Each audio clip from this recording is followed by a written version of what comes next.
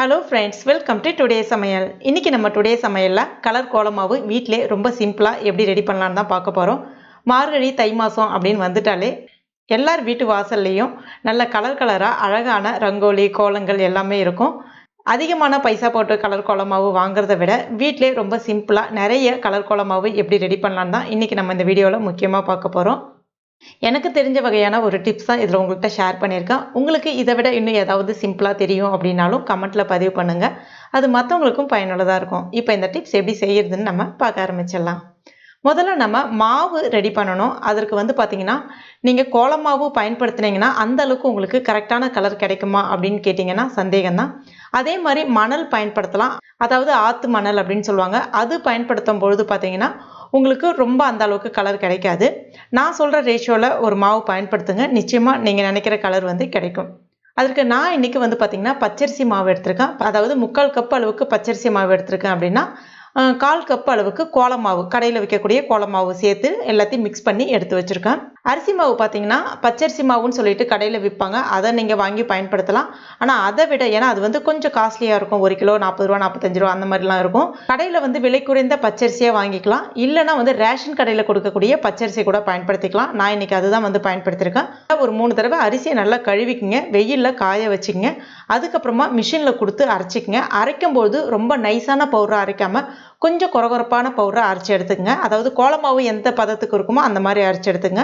Suppose உங்களுக்கு அந்த மாதிரி ரெடி பண்ண கஷ்டமாக இருக்குது அப்படின்ற பட்சத்தில் நீங்கள் வீட்டிலே மிக்சியில் கூட அரைச்சிக்கலாம். கொஞ்சம் கொரகொரப்பாக அரைச்சி எடுத்துக்கங்க. இப்போ நான் அந்த மாதிரி தான் ரெடி பண்ணி வச்சுருக்கேன். இதெல்லாம் ரெடி பண்ணுறது காமிக்கணும் அப்படின்னு பார்த்தீங்கன்னா ரொம்ப டைம் எடுத்துக்கும். அதனால் நான் வாய் வழியாகவே கொஞ்சமாக உங்கள்கிட்ட எப்படி பண்ணன்றதை சொல்லிடுறேன். அடுத்ததாக நான் இன்றைக்கி மிக்சியை பயன்படுத்தி தான் செய்து காமிக்க போகிறேன். மிக்சியில் ஈரம் அடிக்கடி பட்டுகிட்டே இருந்துச்சு அப்படின்னா அடுத்தடுத்த கலர் ரெடி பண்ணுறதுக்கு ரொம்ப நேரம் எடுத்துக்கிற மாதிரி இருக்கும். அதனால் நான் ஏற்கனவே கலர் எல்லாமே ரெடி பண்ணி வச்சுருக்கேன். இதெல்லாம் எதுலேருந்து எடுத்துன்றதை உங்களுக்கு நான் சொல்லிடுறேன். இது பீட்ரூட் சாறு. ஒரு பீட்ரூட்டை தோல் நீக்கிட்டு நல்லா பொடிசாக கட் பண்ணி மிக்சியில் சேர்த்துட்டு கொஞ்சமாக தண்ணி விட்டு நல்லா நைஸாக அரைச்சி ஃபில்டரை பயன்படுத்தி வடிகட்டி எடுத்துருக்கேன். நல்லா திக்காக இருக்கக்கூடிய பீட்ரூட் சாராக எடுத்துக்கங்க. அடுத்ததான் பச்சை கலர். க்ரீன் கலருக்கு நான் என்ன எடுத்திருக்கேன்னு பார்த்தீங்கன்னா புதினா கொஞ்சம் எடுத்திருக்கேன், துளசி கொஞ்சம் எடுத்திருக்கேன். ரெண்டுத்துமே மிக்சியில் கொஞ்சமாக தண்ணி விட்டு நல்லா நைஸாக அரைச்சிக்கிட்டேன். அந்த சாரை வடிகட்டிக்கிட்டேன். அரைக்கும் போது தண்ணி அதிகமாக சேர்த்திங்க அப்படின்னா உங்களுக்கு திக் கலர் கிடைக்காது. அதனால் குறைவான தண்ணி சேர்த்து அரைச்சிங்க அப்படின்னா உங்களுக்கு இந்த மாதிரி நல்ல திக் கலர் கிடைக்கும். இப்போ அந்த மாதிரி தான் எடுத்திருக்கேன். நீங்கள் இதற்கு பதிலாக பச்சை கலரில் இருக்கக்கூடிய, அதாவது உதாரணத்துக்கு வேப்பிலை, அந்த மாதிரி எது வேணாலும் நீங்கள் திக்காக அரைச்சி இந்த மாதிரி சாறு எடுத்துக்கலாம்.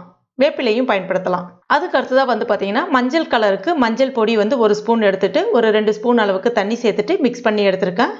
ஸோ இந்த மாதிரி தேவையான சாறுகள்லாம் நீங்கள் ரெடி பண்ணிவிட்டு மிக்சியை நல்லா கழுவிட்டு தொடச்சிட்டு ஈரம் இல்லாமல் ரெடி பண்ணி வச்சுக்கிட்டிங்கன்னா அடுத்தடுத்து கலர் கோலமாவு ரெடி பண்ணுறதுக்கு உங்களுக்கு வசதியாக இருக்கும். முதல்ல நம்ம பச்சை கலர் எப்படி ரெடி பண்ணுறதுன்னு பார்க்கலாம். அதற்கு நம்ம ரெடி பண்ணி வச்சுருக்க அந்த மாவு, அதாவது 3/4 பங்கு அரிசி மாவும் 1/4 பங்கு கோலமாவும் கலந்த மாவு எடுத்திருக்கேன். ஒரு 4லேருந்து 5 ஸ்பூன் அளவுக்கு மிக்சி ஜாரில் சேர்த்துக்குங்க.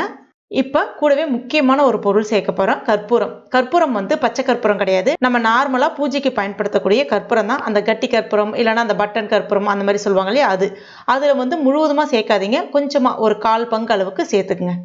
கூடவே ஒரு 2 ஸ்பூன் அளவுக்கு நம்ம அரைச்சி வச்சுருக்க அந்த புதினாவும் துளசியினுடைய சாறும் மட்டுமே எடுத்துக்கலாம். எதுக்கு கற்பூரம் சேர்க்குறோம் அப்படின்னா கற்பூரம் சேர்த்து செய்யும்பொழுது பார்த்தீங்கன்னா உங்களுக்கு நல்ல ஒரு வாசனையும் கிடைக்கும். அதே சமயத்தில் நல்ல அந்த மாவில் கலர் சட்டுன்னு போய் இறங்கும், நல்லா ஒட்டும். அதுக்காக தான் இது ஒரு முக்கியமான டிப்ஸு. கரெக்டாக ஃபாலோ பண்ணுங்கள்.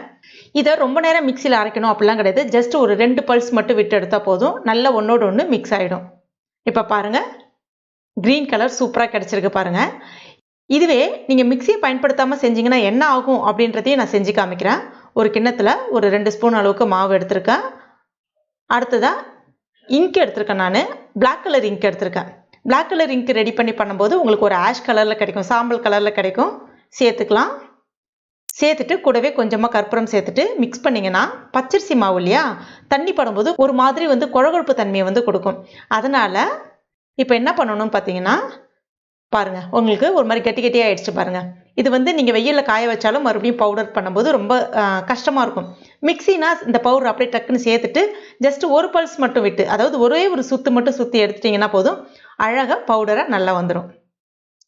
இந்த பிளாக் இங்கு இன்னும் நிறைய சேர்த்திங்க அப்படின்னா உங்களுக்கு நல்ல திக் பிளாக் கலர் கிடைக்கும். சூப்பராக எனக்கு இந்த கலர் தான் வேணுன்றதுக்காக நான் இதை எடுத்திருக்கேன். அடுத்ததான் பீட்ரூட் ஜூஸ். பீட்ரூட் ஜூஸ்க்கும் இதே தான். ஒரு 4 ஸ்பூன் 5 ஸ்பூன் அளவுக்கு மாவு எடுத்துங்க. கூடவே பீட்ரூட் ஜூஸு சேர்த்துங்க. உங்களுக்கு நல்ல ஒரு திக் ரெட் வேணும் அப்படின்னா பீட்ரூட் ஜூஸ் நிறைய சேர்த்துங்க. ஒரு லைட் கலர் வேணும் அப்படின்னா கம்மியாகவே சேர்த்துங்க. உங்களுக்கு தேவைப்படுற கலருக்கு ஏற்றவாறு நீங்கள் அந்த சாறுகளை குறைக்கவோ கூட்டவோ செஞ்சுக்கலாம். ஆனால் மறக்காமல் ஒவ்வொரு இதிலுமே அந்த கற்பூரம் ஒரு 1/4 பங்கு அளவுக்கு சேர்த்துங்க. ஒரு 5 ஸ்பூன் மாவுக்கு பார்த்தீங்கன்னா ஒரு சின்ன துண்டு கற்பூரம் வந்து சரியாக இருக்கும். ஒரு 1/4 பங்கு கற்பூரம் வந்து சரியாக இருக்கும். இப்போ பாருங்கள், இந்த கலர் கிடைச்சிருக்கு. இதே நீங்கள் குங்குமம் யூஸ் பண்ணலாம். நான் அந்த வீடியோவுக்கு கடைசியில் காமிக்கிறேன். அதை யூஸ் பண்ணிங்கன்னா இன்னும் நல்ல உங்களுக்கு ஒரு திக் ரெட் வந்து கிடைக்கும்.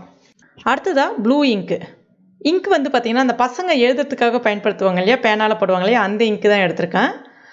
தேவையான அளவுக்கு மாவு சேர்த்துங்க. ஒரு 5 ஸ்பூன் சேர்த்துக்கிறேன். கூடவே கொஞ்சமாக இங்கு ஊற்றிக்கிறேன். கொஞ்சமாக கற்பூரம் சேர்த்துக்கிறேன். சேர்த்துட்டு ஒரு பல்ஸ் விட்டு எடுத்துக்கங்க. இப்போ பாருங்கள், இந்த கலருக்கு கிடச்சிருக்கு. இன்னும் கொஞ்சம் இங்கு வந்து கொஞ்சம் கூட ஊற்றுனீங்கன்னா மாவு கொஞ்சம் ஈரப்பதமாக கிடைக்கும். ஆனால் உங்களுக்கு நல்ல ஒரு அடர் நீல நிறம் வந்து கிடைக்கும். நல்ல ஒரு ப்ளூ கிடைக்கும். ஆனால் வெயிலில் ஒரு முறை கண்டிப்பாக காய வைக்கணும். இல்லைனா ஃபேன் காற்றுல கூட நீங்கள் உலர விட்டுக்கலாம்.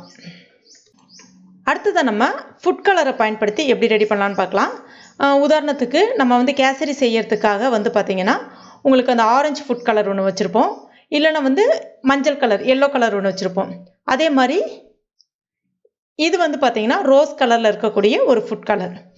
இதை யூஸ் பண்ணிங்கன்னா ஒரு பேபி பிங்க் கலர் கிடைக்கும். இதுவே கொஞ்சம் நிறைய சேர்த்திங்கன்னா ஒரு டார்க் ரோஸ் கலர் வந்து உங்களுக்கு கிடைக்கும்.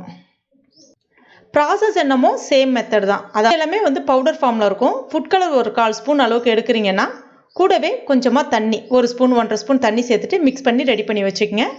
இப்போ நான் ரெடி பண்ண இல்லையா, இங்கெலாம் போட்டு ரெடி பண்ண இல்லையா, அதே மாதிரி தான் மிக்சியில் சேர்த்து பண்ணிங்க அப்படின்னா கண்டிப்பாக கற்பூரம் சேர்க்கணும். பண்ணிங்கன்னா உங்களுக்கு அருமையான நல்ல ஒரு கலர் கிடச்சிரும். ஸோ திருப்பி அதை செய்து காமிச்சோன்னா உங்களுக்கு போர் அடிச்சிடும். ஸோ இந்த மெத்தடில் தான் எங்கள் வீட்டில் எல்லா கலர் கோலமாவுமே நான் வந்து ரெடி பண்ணியிருக்கேன். ஸோ நமக்கு தேவையான கலர் கோலமாவை ஓரளவுக்கு நம்ம ரெடி பண்ணிக்கலாம். இப்போ பாருங்கள், நம்ம பச்சை கலர் நான் வெயிலில் எல்லாத்தையுமே வந்து காய வச்சு எடுத்து வச்சுருக்கேன். இப்போ பாருங்கள், அந்த பச்சை கலர் எந்த அளவுக்கு உங்களுக்கு கிடச்சிருக்கு பாருங்கள். காஞ்சதுன்னா உங்களுக்கு இந்த அளவுக்கு தான் கிடைக்கும். உங்களுக்கு நல்ல நைஸாக மாவு நல்லா இழுத்து விடுறதுக்கு வசதியாக இருக்கும். இது வந்து நம்ம அந்த இங்கில் ரெடி பண்ண கலர்.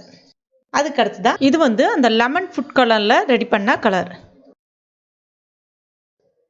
அடுத்ததான் இது வந்து அந்த பேபி பிங்க்கில் இருந்த ஃபுட் கலரில் ரெடி பண்ண கலர். இது வந்து அந்த கேசரி பவுடர் ஆரஞ்சு கலர் இருக்கு இல்லையா, அதில் ரெடி பண்ண கலர். குங்குமம் பயன்படுத்தி ரெடி பண்ண கலர். இது வந்து அந்த பிளாக் இங்கில் ரெடி பண்ண கலர். இது வந்து வீட்டில் ரெடி பண்ண கலர் கிடையாது. அந்த செங்கல் இருக்கும் இல்லையா, வீடு கட்டுறதுக்கு வச்சுருப்பாங்க பாருங்கள், அங்கே நிறையா இருக்கும் பாருங்கள். அங்கே அந்த தூள் இருக்கும் இல்லையா, அந்த தூள் வந்து எடுத்துகிட்டு வந்திருக்கேன். அடுத்ததாக இது வந்து மஞ்சள் தூள் இருக்கு இல்லையா, அதை மிக்ஸ் பண்ணும்போது உங்களுக்கு இந்த லைட் எல்லோ வந்து கிடைக்கும். இப்போ உங்களுக்கு மாவு நான் எப்படி போடுறேன் பாருங்கள், நல்லா அழகாக வருது பாருங்கள். சூப்பராக இருக்கும். நீங்கள் கொஞ்சம் கூட அச்சப்படவே வேண்டாம். தாராளமாக ட்ரை பண்ணி பாருங்கள். மேக்ஸிமம் வந்து ஃபுட் கலர் என்ன விதமான உங்களுக்கு ஃபுட் கலர் கிடைக்குதோ அதை ட்ரை பண்ணி பாருங்கள். இன்னும் நல்ல உங்களுக்கு கடையில் கிடைக்கிற மாதிரி பெஸ்ட் ரிசல்ட்டாக வந்து கிடைக்கும். கண்டிப்பாக ட்ரை பண்ணிவிட்டு மறக்காமல் எனக்கு கமெண்ட் பண்ணுங்கள். இந்த வீடியோ பிடிச்சிருந்தனா லைக் பண்ணுங்கள். உங்கள் நண்பர்கள் மற்றும் ஃபேமிலி மெம்பர்ஸ் கூட மறக்காமல் ஷேர் பண்ணிங்க. மேலும் இது போன்ற வீடியோக்கு நம்ம டுடே சமையலை சப்ஸ்கிரைப் பண்ணாத நண்பர்களாக இருந்தீங்கன்னா உடனே சப்ஸ்கிரைப் பண்ணிங்க. கூடவே மறக்காமல் அந்த பெல் நோட்டிஃபிகேஷன் சிம்லையும் ப்ரெஸ் பண்ணிங்க. தேங்க்யூ.